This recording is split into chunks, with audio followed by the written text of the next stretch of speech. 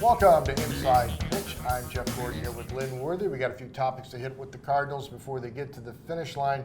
Well, Lynn, Masyn Winn's been toughing it out all year. We know he's been playing on a bad knee. Now he's described the problem as a torn meniscus.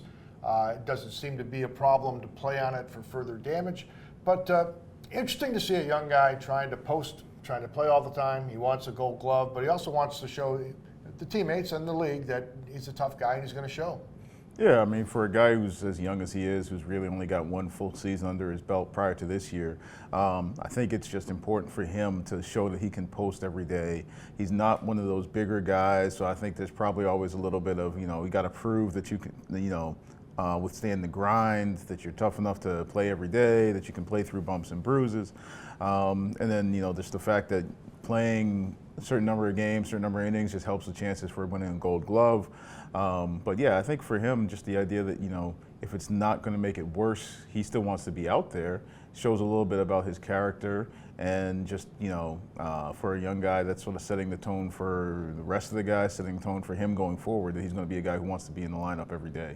It's not a small thing because this team's had some young veterans who have had trouble staying in the lineup. One injury after another, some of that's bad luck. Nobody wants to be known as injury prone. Everybody wants to post. But the Cardinals have had some guys, Tyler O'Neill back in the day, Lars Newbar more recently, that have had trouble staying in there. Yeah, and I think for Masyn, you want to avoid getting that sort of label right out of the gate, especially early on in your career. And as far as, so far he says it's not anything that's going to make anything worse. It's not going to affect his offseason. It's not going to trail into next season. As long as it's that, then, there's really not a problem with it as long as they sort of take that day-to-day approach with it. Of course, if you're, should we say, not so optimistic Cardinals fan, you've probably heard some of this before in the past with other guys where it's going to be fine or he's going to have a normal offseason and then all of a sudden in spring training it still pops back up. Recent history, Tommy Edman was the one that comes to mind where the wrist thing was going to be fine for spring training and then it wasn't. But it doesn't look like this is that sort of situation, but I could see where there'd be some skepticism. When you look at the guys who are trying to come back for the final homestand, Brendan Donovan, we know who he is. The league knows who he is. A very valuable player to this team. Could still become a trade chip depending on what happens with the whole roster. But it really is really important for Nolan Arenado to come back. He's battling the shoulder problem. He's tried to get stronger. Now he's trying to get the swing back. He needs to show for himself and for the world that he can still be a viable player next year because his future is in the balance as far as at least where he's going to play. We know he's going to get paid, but where is he going to play? Yeah, that's a heck of a position to be in where you know you're going to get paid. It's just a matter of who's paying you. But I think for him, showing that he can bounce back or that he's still able to play at a high level, I think that's important for him. For the organization, I think it's just important as far as, there's going to be moving parts this offseason, and if he's going to be one of those, you'd like to at least have him get out on the field and show that he's healthy and able to play. Because if you're going to go to the trade table or talk about, moving him somewhere, and the first thing out of somebody's mouth is going to be, well, he never got on the field for the last, month plus of the season, and now you want us to give you something in exchange for him.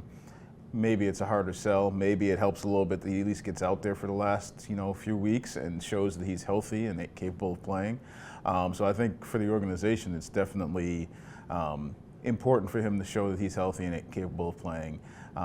And for a guy like Donovan, it's probably more so, just getting him back out on the field so that he's not going into the offseason off of an injury. And he's another one who could be in play. There's going to be a lot of things that are going to be up in the air. So getting these guys on the field so they can show that they're healthy and capable of playing is probably going to be important as far as just offseason moves or potential offseason moves.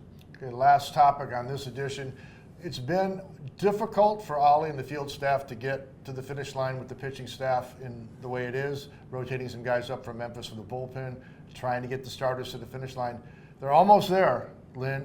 It has not been easy, but I guess you got to give a shout out to the guys who are trying to just soldier through and get this thing over. For starting rotation, to think at the beginning of the season that you'd still have Sonny Gray in there without really missing any starts. I think they've given some guys some extra days, but Gray hasn't missed starts, Michaelis hasn't missed starts, Liberatore hasn't really missed starts. They had one little pause where they gave him some extra break, but not an IL stint, at least not that I can recall. Same with Palante. I mean, like, that's a remarkable thing to think that you had these guys and they just went throughout the season and you didn't have an IL stint, especially in today's day and age. They gave them extra days and things like that, but keeping them healthy, especially when two of them had not pitched a full season in the big leagues, that's a testament to what they've done as far as just, you know, making sure the guys stay healthy, making sure that they give them the off days, making sure they're managing their workloads. So to get through the finish line, I mean, sure, it's not necessarily looking pretty some days, but just getting to the finish line is an accomplishment with that group. Yeah, I give a shout out to Andre Palante. It's not been easy, and for a lot of guys, a lot of situations, he would have had a chance to back off of the assignment. He's powered through the best he can, and Andre, you're almost there. You almost made it, my man. So good luck getting to the finish line. This has been The Inside Pitch. I'm Jeff Gordon, of course, Lynn Worthy. Thanks for dropping by. A reminder that there's so much more coming for the finish of this season, but also the offseason. It's going to be a very interesting time for the Cardinals, so make sure you check back here at stltoday.com, the digital edition of the Post-Dispatch for all that stuff. Until next time, for Lynn, I'm Jeff. See you later.